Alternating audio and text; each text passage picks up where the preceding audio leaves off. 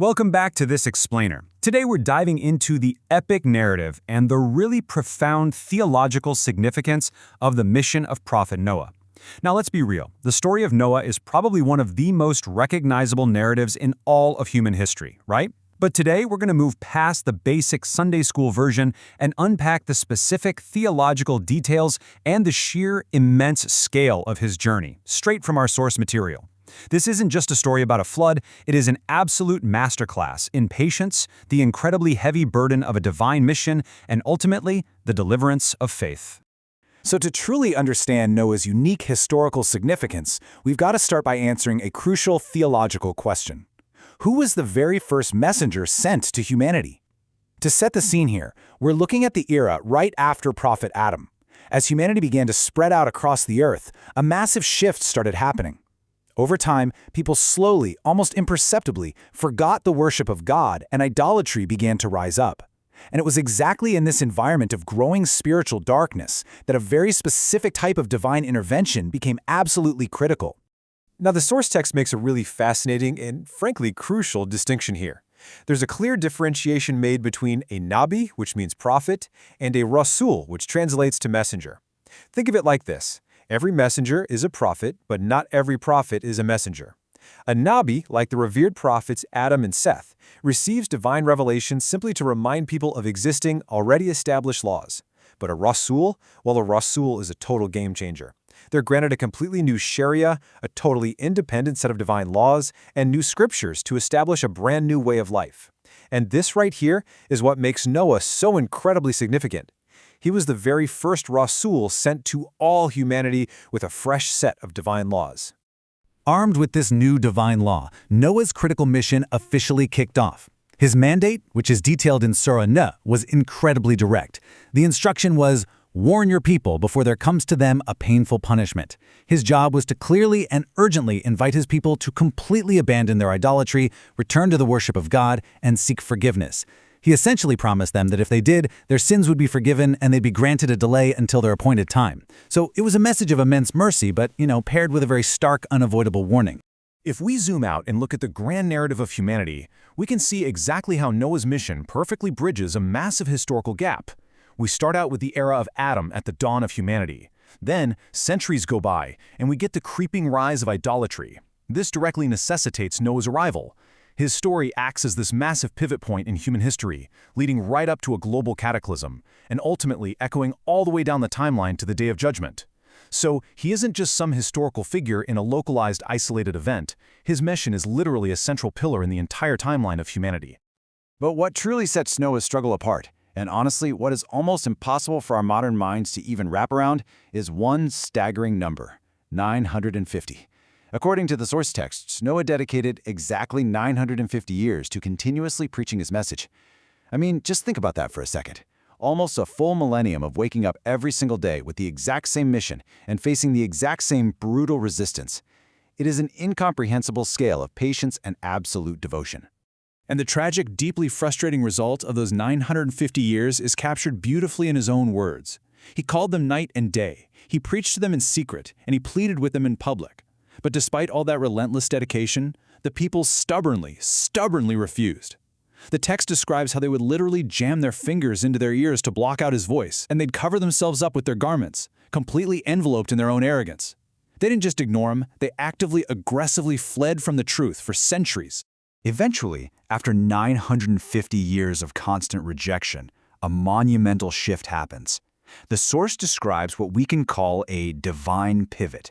A revelation came down confirming a really harsh reality. No one else from his people was ever going to believe. The time for preaching had officially ended.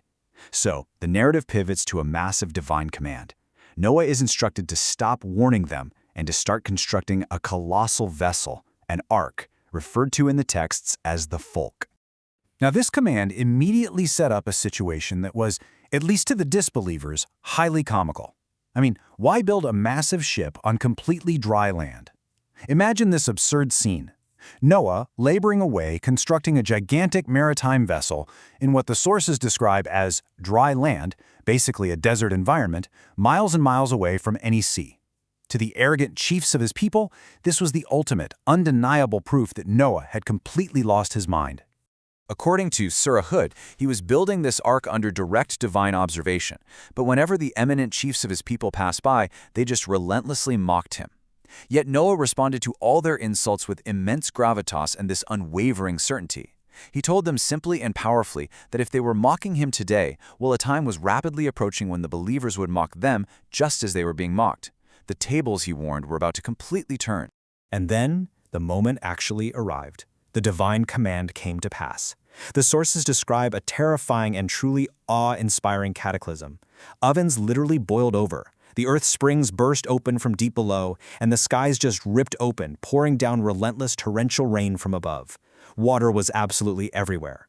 Amidst all this chaos, Noah gathered his passengers, the incredibly small, dedicated group of faithful believers who had stood by him, along with pairs of every kind of animal, safely boarding the ark as the world around them began to submerge. But within this massive epic scale of global destruction, the source highlights a deeply intimate and devastatingly sad narrative. We're talking about the tragedy of Canaan, Noah's own son. Canaan had ultimately aligned himself with the disbelievers, and right in the emotional climax of the cataclysm, we witness this heartbreaking father-son confrontation that proves a really powerful theological point. Divine decree completely overrides any earthly or blood ties.